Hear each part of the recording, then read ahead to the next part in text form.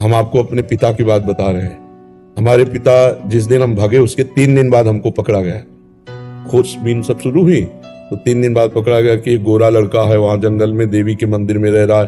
तो पहले बड़े भाई आए तो उनको तो कठोर शब्दों से कह के, बहुत विवेक प्रवीण था, बचपन में भी बहुत विवेक प्रवीण था, मतलब प्रवीण ना होता तो संसार की यात्रा काटते हुए भगवान ऐसे कैसे लाते। तो जब पिताजी आए तब हम मिल गए, क्योंकि वो एक कठोर स्वभाव के और बहुत धर्मात्मा पुरुष थे। उनकी हम आंखों में कभी आंसू नहीं देखा।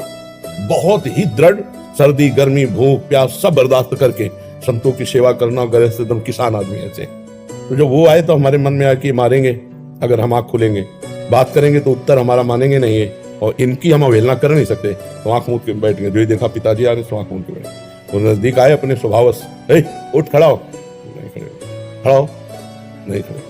तीसरी बार का आप खड़ा हो जा तो हमें लगा डंडा पड़ेगा, चौथी बार तो खड़े हो गए। बच्चे ही थे, खड़े हो गए। तो चाचा जी वगैरह उनको बड़े भैया कहते थे, तो हम भी पिताजी नहीं कहते थे, हम भी बड़े भैया कहते थे। तो उनका बड़े भैया आपसे एक प्रार्थना करें।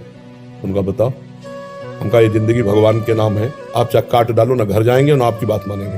तो हम उनकी कृपा की बात बता रहे। एकदम चैप्टर बदल गया, जैसे भगवान की कृपा ना, तो उनका सच्ची, हमका आपसे सच्ची बात करें। घर नहीं जाओगे करना, कभी जिंदगी में ब्याह नहीं करोगे करना।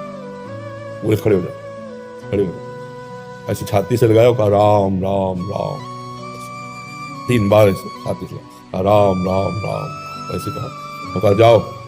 अगर ऊसर में भी बैठोगे तो फूलों की वर्षा हो। जाओ, जिंदगी में कभी तुम्हारा कोई बाल बांका नहीं कर सकता। पर एक बात ध्यान रखना, अगर आप बाबाजी बनते हो तो हमारा आशीर्वाद, ऊसर में भी बैठोगे तो फूल बरसेंगे, और जिंदगी में कोई बाल बांका तुम्हारा नहीं कर सकता। और अगर कहीं किसी की बहन बेटी देखी तो फिर तो हमका जिंदगी में आप इस बात को कभी नहीं सुनोगे। वो तो पधार गए, कई वर्ष हो गए उनको पधारे हुए, पर उनका आशीर्वाद, माता पिता का आशीर्वाद भगवान का आशीर्वाद होता है।